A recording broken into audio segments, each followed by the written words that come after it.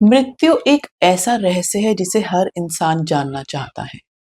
मृत्यु के बाद शरीर से आत्मा निकलकर चली जाती है। क्या वाकई में चली जाती है? क्या ये सच है?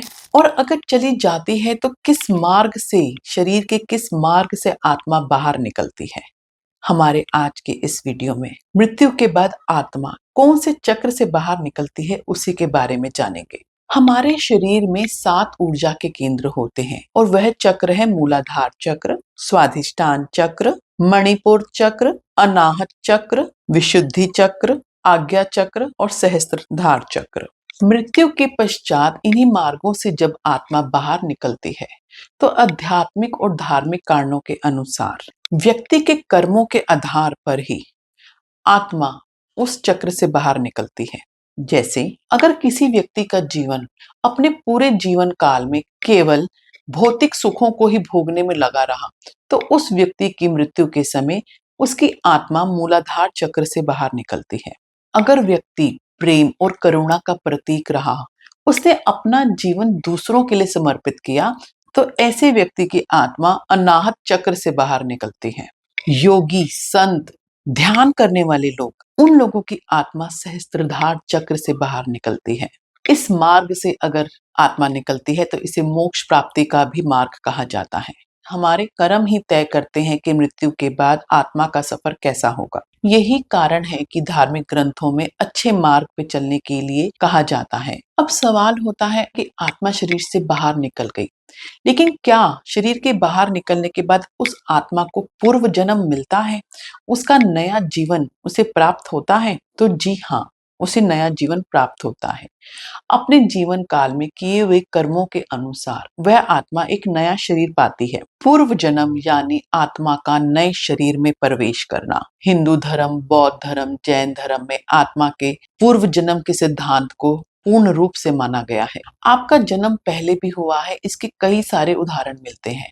बचपन में कुछ ऐसी चीजों का याद आना जिसका आपने कभी अनुभव ना किया हो, यह बताता है कि आपका पहले पूर्व जन्म हो चुका है। किसी विशेष व्यक्ति के साथ में एक गहरा लगाव या किसी विशेष स्थान के साथ गहरा लगाव होना भी आपके पूर्व जन्म होने के संकेत बताता है। अजीब सा कोई डर, अनजान सा कोई डर, ऊंचाई से डर, पानी से डर, लोगों से बातचीत करने का डर, अपने आप को एक्सप्रेस ना करने का डर, ये भी कुछ बताता है कि आपका पहले पूर्व जन्म हो चुका है। साथ में कुछ ऐसे कारण थे जिस वजह से इस जन्म में आपको इन सब चीजों से दिक्कतें होती हैं। हमारे अच्छे और बुरे कर्म ही तय करते हैं कि हमारा पूर्व जन्म कैसा होगा और वो जन्म हमें कब मिलेगा। शास्त्रों के अनुसार मृत्यु के बाद आत्मा सूक्ष्म शरीर में रहती है।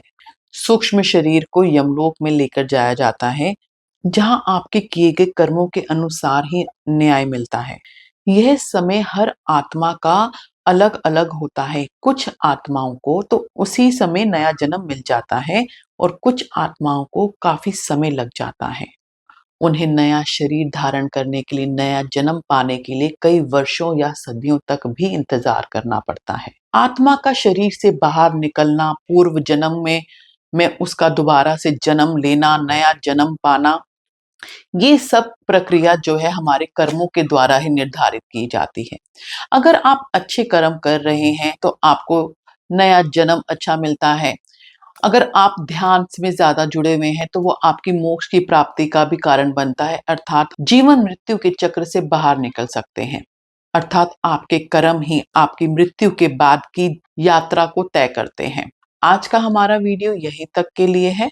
आपको हमारा वीडियो कैसा लगा हमें कमेंट बॉक्स में जरूर बताएं और हमारी इस तरह की वीडियो को देखने के लिए हमारे चैनल को लाइक और सब्सक्राइब कीजिए।